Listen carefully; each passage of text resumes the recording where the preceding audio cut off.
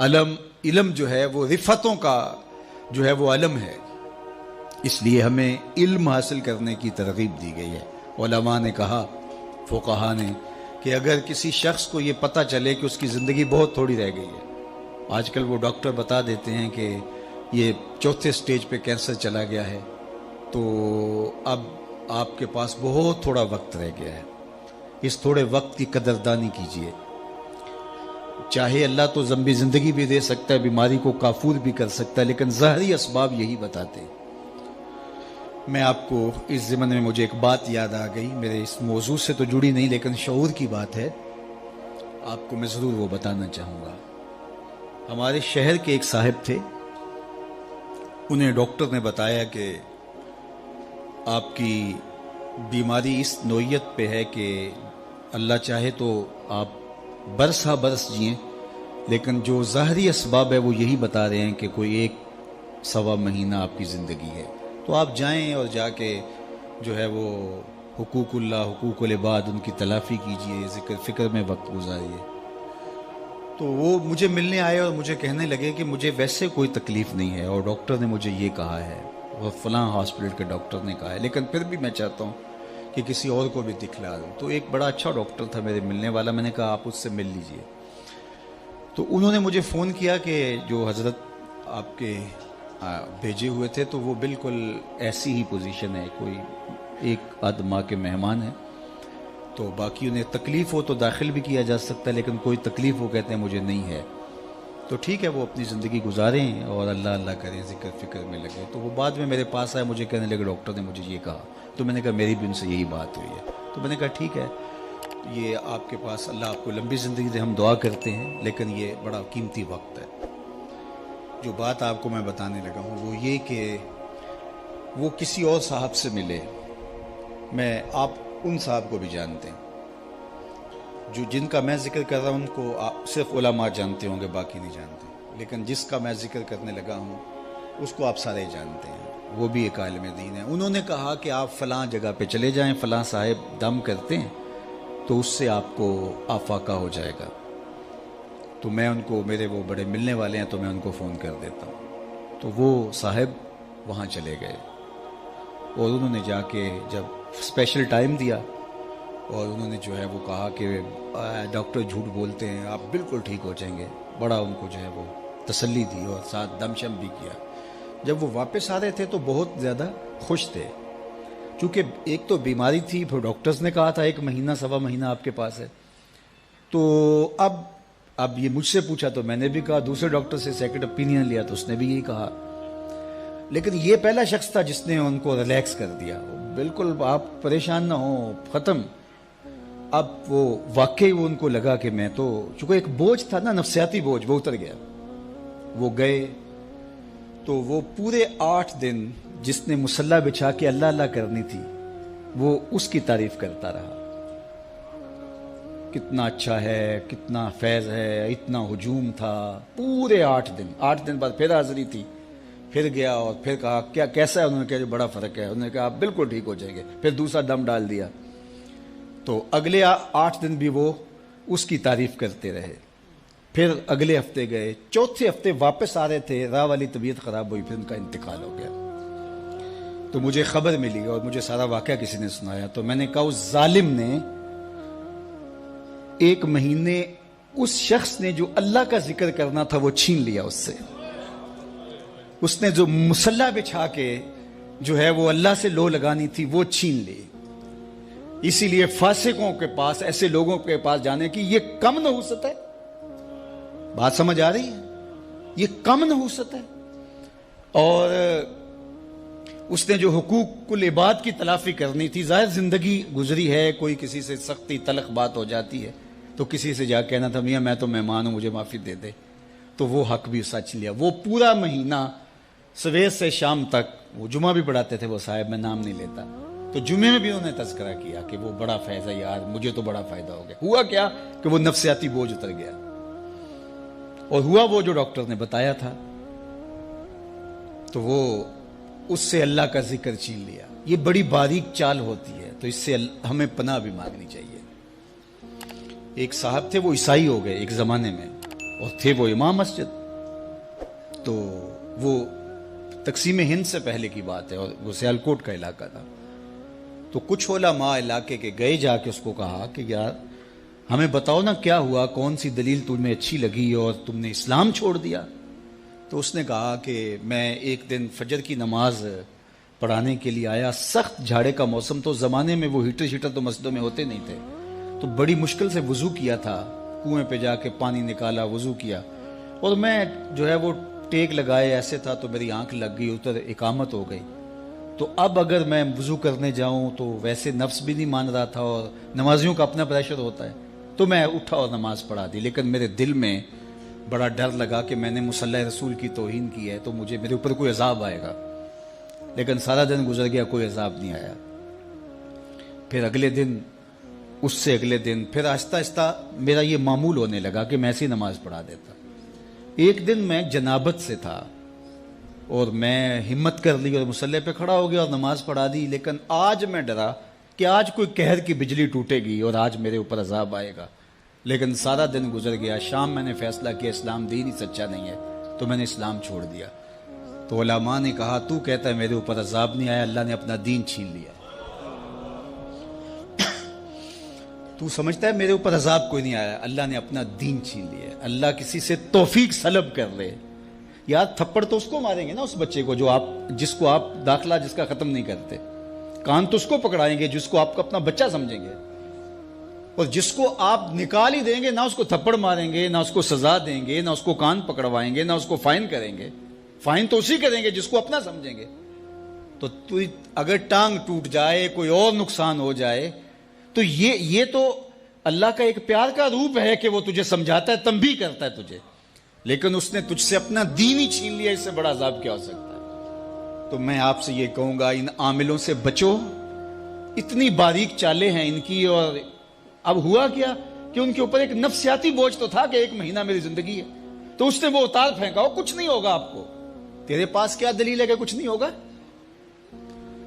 تو جو ہے وہ اس کا وہ بھی, اور اس کا جو مہینہ تھا اللہ کے ساتھ لو لگانے کا, وہ اس فاسق فاجر اس عامل کی تعریف میں گزر گیا. حتیٰ کہ وہ درمیان میں جو 3-4 خطبات جمعہ آئے اس کے اندر بھی جو ہے وہ اس کا ذکر چلتا رہا.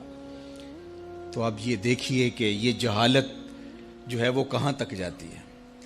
تو بات کر رہا تھا کہ شعور کا نور اللہ تعالیٰ عطا فرمائے تو پھر منزل آگے بڑھتی ہے. تو اگر آپ مجھے اسلام کا دوسرا نام پوچھیں تو اسلام کا دوسرا نام دین علم ہے. اللہ کے محبوب علیہ السلام نے احد کے موقع پہ جب 70 صحابہ شہید ہوئے تھے, تو اس وقت جب تدفین کا مرحلہ آیا تو حضور پوچھتے تھے کس کے سینے میں قرآن کی آیتیں زیادہ ہیں, اس کو آگے دفن کیا جاتا تھا. یعنی دنیا میں بھی وہ آگے اور دین میں بھی وہ آگے. ڈاکٹر غلام جیلانی برق نے اپنی کتاب میں لکھا کہ کسی جگہ پہ کوئی تقریب تھی, تو جو آگے والی رو تھی کرسیوں پہ کہ وہاں ڈی ایس پی صاحب کو, وہاں اس طرح کے عہدیداروں کو جو منصبدار ہیں, انتظامی امور کے ماہر جو ہیں وہ بڑے, ان کو بٹھایا گیا. اور پیچھے والی جو ہے وہ رو تھی, وہاں ٹیچرز کو, ہیڈ ماسٹر, پروفیسر وغیرہ کو بٹھایا گیا. تو وہاں سے جو واپس آئے تو انہوں نے جو ہے وہ اپنی کتاب میں اس کا ایک ذکر کیا ہے. تو وہ کہتے ہیں کہ یہ قوم آگے نہیں بڑھ سکتی, یہ قوم آگے نہیں بڑھ سکتی. کیوں نہیں آگے بڑھ سکتی؟ کہا کہ ایک پروفیسر کو دوسری رو میں بٹھایا جائے اور دوسری جانب جو ہے وہ ایک انتظامی سربراہ کو آگے بٹھایا جائے تو یہ قوم کیسے آگے بڑھ. وہ اس پہ رو رہے تھے. اور آج جو ہاہاکار مچی ہوئی ہے, اللہ اکبر, وہ مسجد کے اندر ٹیسٹ لے رہا ہوتا ہے جاہل مولوی صاحب کا کہ مولوی صاحب رکھنے اور 4-5 جاہل بیٹھے ہوتے ہیں, وہ ٹیسٹ لے رہے ہوتے ہیں. تو وہ اگر خودکشی جائز ہو تو خودکشی مولوی صاحب کو کر لینی چاہیے, لیکن یہ شریعت جائز قرار نہیں دیتی ہے. تو اب یہ جہالت ہو گئی ہے. بے وقوفاں دے نوکر ویکھے دانش مند سیانے, میاں صاحب نے کہا تھا بے وقوفاں دے نوکر ویکھے دانش مند سیانے. آج یہ ہے. تو پھر یہ قوم آگے کبھی نہیں بڑھ سکتی. 2 کو 2 سے ضرب دے تو حاصل ضرب 4 آتا ہے. یہ اللہ کا ضابطہ ہے, کبھی ہو ہی نہیں سکتا. یہ ٹکرے مارنے والی بات ہے. کبھی ہم اس سے امید لگا کے بیٹھتے ہیں, کبھی اس سے امید لگا کے بیٹھتے ہیں. کچھ بھی نہیں ہونے والا. تعمیر ہو جس سے آدم کی, یہ وہ گل ہی نہیں. اس مٹی سے کچھ نہیں نکلنے والا. جب تک ہم علم کی طرف نہیں آئیں گے, علم کی تکریم نہیں ہوگی، علم کی عزت نہیں ہوگی، علماء تیار نہیں ہوں گے، اور عصری دینی تکوینی ہر طرح کے فنی علوم، سب طرح کے علوم جب تک نہیں سیکھیں گے کبھی بھی ہماری تقدیر نہیں بدل سکتی. یہ بات طے شدہ ہے، 2 ضرب 2 کے حاصل ضرب کی طرح ہے، اس میں کوئی دوسری رائے نہیں ہے. ہم احمقوں کی جنت میں رہتے ہیں کہ ہم سمجھتے ہیں کہ شاید ہم ایسے ہو جائیں ایسے ہو جائیں، شارٹ کٹ سے کچھ نہیں ہوتا. جن قوموں نے آج عروج پایا ہے ان کی تاریخ پڑھ لیں، ایسا ہی ہوا ہے. تنے بزدہ سے بیزار ہے حق، خدائے زندہ زندوں کا خدا ہے. ایسا کبھی نہیں ہوگا کہ ہم ہاتھ پہ ہاتھ دھر کے بیٹھے اور علم کی آماج گاہیں اجڑ جائیں اور جاہلوں کو ہم جو ہیں وہ مناصب کے اوپر بٹھا دیں تو ہم سمجھیں کہ ہم جو ہے وہ ترقی پا جائیں. کبھی بھی نہیں ہو سکتا. اس لیے ہمیں علم کی آماج گاہوں کو آباد کرنا ہوگا. اب جو معاشرے میں پھیلا ہوا ہے ہم اگر اس کو دیکھیں تو ہم تو مایوس ہو جاتے ہیں کہ ہم کیا کر سکتے ہیں جب اتنا کچھ پھیلا ہوا ہے. تو صرف ہمیں ہمارے حصے کا کام کرنے کا کہا گیا ہے. ہمارے ہاں ذمہ داری بھی وہی ہے اور ہمارا رب ہم سے پوچھے گا بھی اتنا ہی. اس لیے جو میری ذمہ داری ہے میں اس کو نبھاؤں اور جو آپ کی ذمہ داری ہے اس کو نبھائیں. اللہ اکبر. اور وہ ہم نے کرنا ہے. تو انشاءاللہ یہی چراغ جلیں گے تو روشنی ہوں گی. انہی عام آج گاہوں سے نور پھوٹے گا، یہیں سے اجالے پھوٹیں گے. تو اس لیے میں آپ کو کہتا ہوں کہ جہاں بھی چراغ علم روشن ہو وہاں اپنے جگر کا خون ضرور ڈالیں. یہ کام کرنے والوں کے لیے آج کے دور میں دین کا خلوص کی بنیادوں پہ کام کرنے والے اگر آپ ڈھونڈنے نکلیں گے تو آپ کو ملیں گے نہیں، انگلیوں پہ گننے والے لوگوں کے چند. لیکن ایسا نہ ہو کہ ان بیچاروں کو بھی کام کے لیے وسائل رکاوٹ بن جائیں. تو اللہ نے جس کو جو دیا ہے، صلاحیت ہے، مال ہے، وہ نچھاور کر دیں تاکہ ان کو کم از کم اس باب کے اندر کوئی پریشانی نہ ہو. ویسے بھی فرمایا گیا کہ دین کا کام درہم و دینار سے ہوگا قرب قیامت میں. اس کا ایک معنی تو یہ ہے کہ لوگ دین کو درہم و دینار کے بدلے میں بیچیں گے، اور دوسرا یہ ہے کہ اگر کوئی کام کرنا بھی چاہے گا تو اس کو وسائل کی بہرحال ضرورت ہوگی. وہ زمانہ تھا کہ علماء برگد کے درخت کے نیچے بیٹھ جاتے تو لوگ ان کے پاس آ کے پڑھ کے وہیں سے چلے جاتے. مجھے اچھی طرح یاد ہے، میں بالکل بچہ تھا، والد گرامی کے پاس جو لڑکے پڑھتے تھے وہ ہماری بھینسوں کو چارہ ڈال رہے ہوتے اور جو ہے وہ بہت خدمت کرتے ہوتے. لیکن آج جو ہے وہ میں تو اپنے طلباء سے کوئی خدمت نہیں لے سکتا. اس وقت وہ مسجد میں جا کے سو رہتے اور بیٹھک میں آ کے جو ہے وہ دن کو سبق پڑھ لیتے. تو آج کیا ایسا ہو سکتا ہے؟ آج اچھی عمارتیں بنانی پڑیں گی، اچھا ماحول دینا پڑے گا، ایک چھت تلے سب کچھ فراہم کرنا پڑے گا. تو پھر تقاضے بدل گئے ہیں. جب تقاضے بدل گئے ہیں تو ہمیں بھی جو ہے وہ تھوڑا سا اس میں کام دینا ہوگا. اور اس راستے کے اندر خرچ کیا گیا مال، حضرت شیخ احمد مجدد الفسانی علیہ رحمہ فرماتے ہیں دیگر مدات میں خلوص کے ساتھ لاکھوں روپے خرچ کرنے سے اعانت دین میں ایک دانگ یعنی ایک ٹگا خرچ کرنا زیادہ افضل ہے، کیونکہ اس سے اعانت دین ہوگی، دین کو تقویت ملے گی. تو اس لیے میں آپ سے کہوں گا ہمیں بہت بڑے سرمایہ داروں کی ضرورت نہیں. یہ جتنے لوگ یہاں آپ بیٹھے ہوئے ہیں، آپ کو لاکھوں نہیں ہیں، ہزاروں نہیں ہیں، چند 100 لوگ ہیں. اگر آپ چند 100 لوگ یہ سمجھ لیں کہ اللہ نے ہمیں بیٹے دیے، ہمارا ایک بیٹا دارالعلوم میں پڑھ رہا ہے، اگر پڑھ رہا ہے تب بھی اگر نہیں پڑھ رہا تو سمجھیں کہ ایک بیٹا ہمارا اولاد سے، ایک ہمارا بھائی، ایک ہمارا دوست دارالعلوم میں پڑھ رہا ہے اور اس کا خرچہ میرے ذمہ ہے. صرف اتنے لوگ جڑ جائیں اور کہیں کہ ہم نے کرنا ہے تو کبھی بھی جو ہے وہ ان کو وسائل کے لیے کچھ نہ کہنا پڑے. اور یہ ہونا چاہیے، اور اس کے لیے اس کے بغیر چارہ کار نہیں ہے. باقی ماشاءاللہ انہوں نے کر دکھایا. میں تو جاتا ہوں تو بڑے بڑے مزار دیکھ کر کے بعض کا طبیعت ہوتی ہے کہ جو ہے وہ اتنے مزار بنانے کی ضرورت تھی، جامعہ بنایا جاتا. لیکن یہاں مزار دیکھ کے مجھے دکھ اس لیے نہیں ہوا کہ جامعہ اس سے پہلے بن چکا تھا.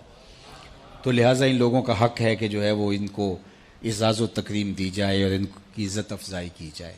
تو اللہ اس مسجد کو، اس دارالعلوم کو آباد رکھے اور خالد مرحوم رحمۃ اللہ تعالیٰ علیہ کی قبر کو بقعہ نور بنائے.